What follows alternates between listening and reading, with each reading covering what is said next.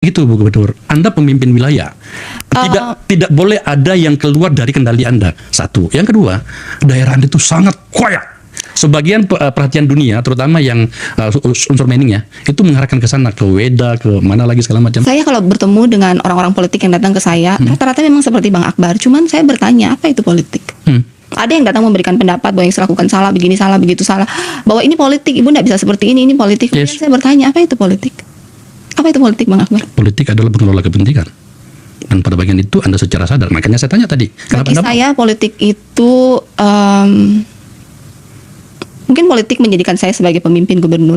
Tapi bagi saya untuk ketika menjadi gubernur, otoritas yang saya miliki saat ini itu saya pinjam dari rakyat.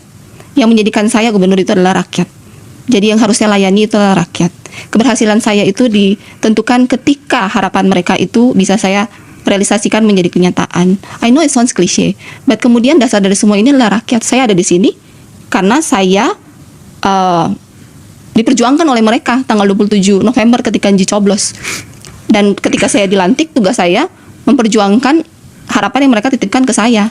Bahwa kemudian politik itu adalah dunia yang membungkus ini, saya belum paham. Tapi yang saya tahu ketika saya deliver janji saya, ketika saya mensejahterakan mereka, ketika rumah mereka saya renov, ketika pendidikan dan kesehatan saya gratiskan dengan kualitas yang baik, ketika mereka sakit saya sembuhkan, ketika mereka meninggal saya kirim, saya kasih uang duka, saya kirim keluarga mereka meninggal, jenazahnya saya atur, ketika saya memanusiakan mereka, maka otoritas yang mereka titipkan ke saya manfaatkan dengan baik. Saya terima pernyataan manis dan cantik ini dari seorang gubernur yang mengatakan, aku nggak ngerti politik.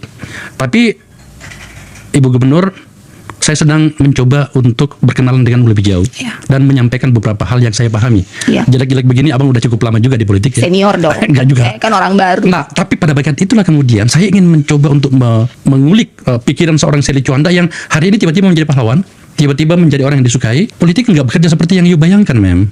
Iya. Tadi saya coba bayangkan ya, daerahnya Anda itu kayak macam-macam dari situ, nikel, macam-macam. Dan sudah banyak yang bekerja di sana. Saya yakin Ibu Gubernur paham bahwa oligarki yang menguasai perpolitikan kita, terutama elit-elitnya itu bermain di wilayah sumber daya yang ada di wilayahnya Anda. Saya buat menjadi sederhana deh. Kalau saya mengusung Anda, mengatakan gini, Ibu Gubernur, nikmati dulu kemenangan ya. Jadilah pahlawan dulu ya, tapi pada dasarnya Anda harus tahu diri. Anda tidak menyiapkan diri untuk itu. Belum. Belum sih. Saya suka kejujuran ini. Tapi saya tidak mengganggu. Ketika dilantik saya panggil DPRD kan, apa objektifnya? Pokirnya jangan diganggu. Ya saya tidak ganggu. Bukan soal ganggu, Mem. Realitas. Ya saya apa hak mereka masing-masing. Ya saya belum mikir sih. Nge-flow aja. Dan sudah ada kan yang menawarkan jadi ketua partai di... Saya didukung oleh 8 partai. Ya, 8 partai. Di daerah ya, ini saya ngomongnya level daerah bukan level pusat. Saya pernah duduk, kan kita sering ketemu lah 1-2 bulan sekali kita duduk bersama-sama. Menurut mereka lebih baik saya netral.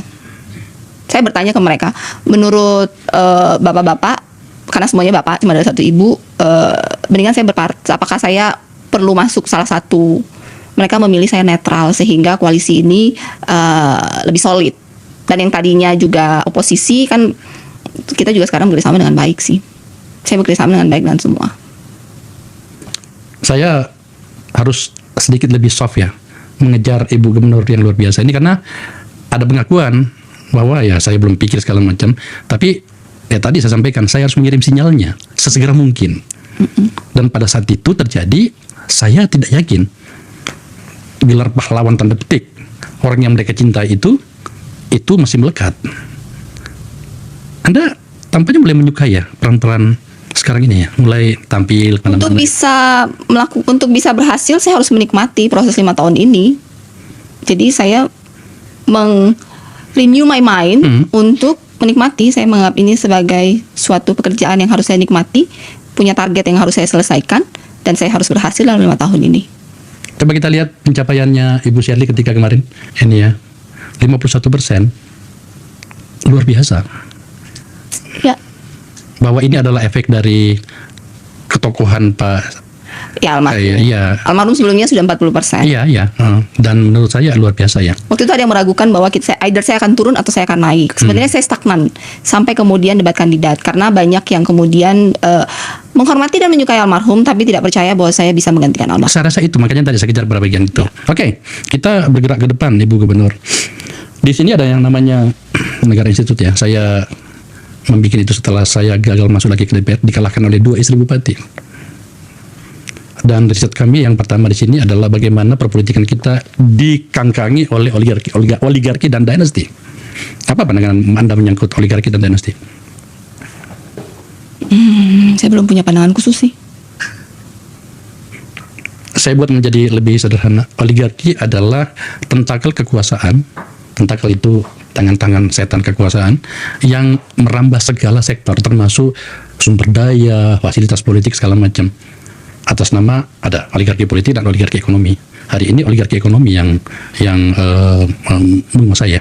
Makanya kan kalau menjadi ketua partai itu kan harus kaya dulu. Dan katakanlah saya sebagai ketua partai, ini ada nih gubernur yang masih polos nih. Saya menangkan di Maluku Utara. Nikmati, lagi-lagi saya ulangi, nikmati keterkenalanmu, tapi pada saatnya harus bayar utang. Satu. Yang kedua, menyangkut dengan dinasti. Dinasti yang saya sampaikan tadi. Saya kalah, saya tidak mengeluh. Saya bahkan bersyukur tidak masuk lagi ke DPR. Dikalahkan oleh 2 istri bupati. Oke. Tetapi saya pastikan bahwa seluruh literatur yang saya baca, dan saya yakin Ibu Sherly juga baca, beranggapan dan akan sepakat dengan saya bahwa ini adalah problem demokrasi kita. Anda tidak merasa bagian dari oligarki dan dinasti politik? Saya tidak merasa bagian dari itu. Nggak merasa? Saya kan tanya apa saya merasa. Saya tidak merasa menjadi bagian dari situ. Suami Anda kan mantan bupati, di mana kemudian privilege kekuasaan itu sudah lama Anda nikmati. Saya merasa saya tidak menikmati privilege sebagai bupati ya. Privilege saya sebagai pengusaha lebih besar daripada privilege saya sebagai bupati. Lebih bagus kalau sebagai pengusaha ya. Ya, saya menjalankan tugas saya sebagai ibu PKK, mendukung almarhum saya ketika menjadi bupati. Saya datang 2 bulan sekali melakukan tugas-tugas saya sebagai PKK. Setelah itu saya pulang. Saya bahkan bolak-balik membayar tiket saya sendiri karena tidak ada anggaran khusus untuk ibu PKK. Kata almarhum suami saya, tidak boleh menggunakan sesuatu, ada namanya korupsi kepatutan. Itu katanya. Korupsi kepatutan. Ya, bahwa ya gitulah, panjang nanti ceritanya.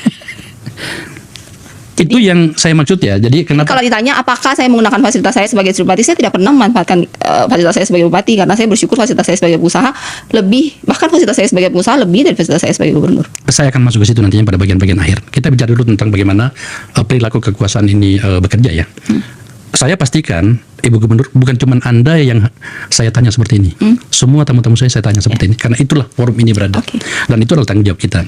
Kalau dibawa dalam bahasa sederhana, dinasti. Pak Benny Laos, karena tidak lagi bisa meneruskan, maka istrinya dimajukan. Banyak orang berpikir gini, ya nanti setelah Ibu Sherly Juanda sudah 2 periode nantinya akan memberikan kepada anaknya. Mana tadi anaknya itu? Cakep banget tuh anaknya tuh. Diturunkan maksudnya. Yes. Ketika seorang dosen, rektor, guru besar, anaknya juga kemudian menjadi dosen, menjadi profesor, dan cucunya juga menjadi dosen, apakah itu dinasti? 2 hal yang berbeda. Karena tidak ada kekuasaan yang mendompleng di situ. Di kita, udahlah kita tahu lah kan.